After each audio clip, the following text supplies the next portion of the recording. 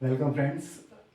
दोस्तों, आज हम जानेंगे आरटीपीसीआर यानी कि reverse transcription polymerase chain reaction. दरअसल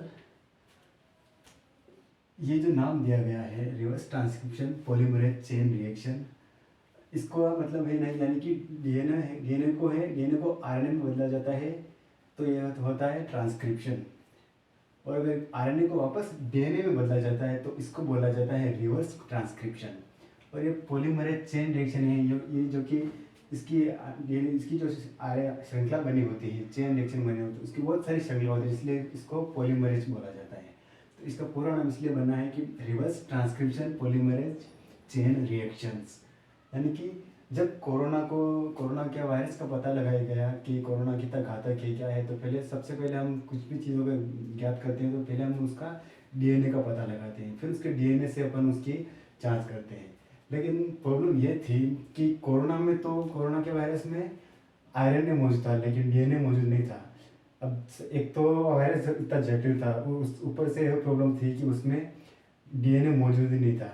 तो इसलिए हमें ज़रूरत पड़ी reverse transcription polymerase chain reaction, यानी कि उसके आरएनए को वापस डीएनए में बदला हमने।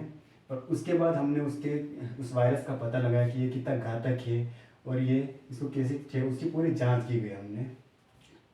जैसे कि डीएनए में तो डीएनए डबल हेलिक्स मोड होता है और ये आरएनए होता है जो सिंगल लेयर स्ट्रक्चर्स होता है। तो हमने क्या किया कि इसकी चेन रिएक्शन को बढ़ाकर इसको आरएनए को वापस ऐसे डीएनए में बदला और इसकी पूरी ऐसी श्रृंखला बनाई गई। तो फिर ये डीएनए में बदला, उसके बाद डीएनए में बदलने के बाद हमने उसकी जांच की और कोरोना वायरस का पता लगाया। यहाँ तक तो ठीक था। उसके बाद आगे एक टेस्ट एक और था, रैपिड एंटीबॉडी टेस्ट। एक्चुअली इसमें क्या आरएनए में अपन इसका टेस्ट करते थे, डीएनए से टेस्ट करते थे, तो उसमें क्या अपन या तो नाक से या फिर गले का म्यूकस लेकर उसका टेस्ट किया जाता था। लेकिन रैपिड एंटीबॉडी टेस्ट में हमारे यहाँ से ब्लड का सैंपल लिया जाता है और उससे टेस्ट किया जाता है और उसकी एक 35 चेन्स की अपन एक साइकिल बनाते हैं। जैसे एक साइकिल बनाई, दो साइकिल बनी, कितनी साइकिल में हमें कोरोना का वायरस मिल पाया। अगर साइकिल 35 एक रेंज डिसाइड की गई थी कि 35 रेंज तक अपन को एक साइकिल बना रहे हैं, ये साइकिल अगर ऐसी साइकिल 35 साइकिल मिलने के बाद हमें कोई किसी में अगर कोरोना मिल रहा है तो इसका मतलब ये है कि उसमें कोरोना है लेकिन इतना नहीं है, उतनी मतलब अभी इतना घातक नहीं बना है, मतलब अभी भी उसमें एंटर किया है। लेकिन अगर किसी में ये चेन कुछ 5-6 चेन के बाद ही अगर उसमें कोरोना की उपलब्धि मिल रही है, इसका मतलब ये है कि उसमें कोरोना उससे काफ़ी ज़्यादा कोरोना हो गया है।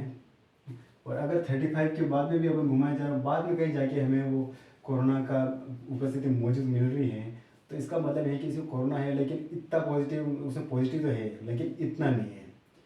तो डॉक्टरों ने ये चेक किया था, लेकिन इसमें इसका प्रॉब्लम ये थी कि रैपिड एंटीबॉडी टेस्ट में प्रॉब्लम ये थी कि टेस्ट अगर कोई व्यक्ति को कोरोना हुआ है और अगर वो ठीक हो भी गया है तो उसके 3-4 दिन के बाद भी उसमें थोड़ा इस वायरस की उपस्थिति मिलेगी।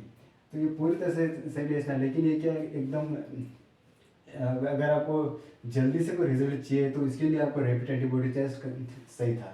और इसमें कुछ प्रॉब्लम इसमें मतलब कुछ टाइम लगता है, लेकिन इसमें सटीक जानकारी मिलती है डीएनए से, क्योंकि डीएनए से ही हम हर चीज़ का, हमारी बॉडी के हर चीज़ का पता लगा सकते हैं कि डीएनए का जांच करके हम इसकी फिंगरप्रिंट्स क्या है, कौन से कहाँ से है, इसका मतलब पूरी जानकारी हम ले सकते हैं।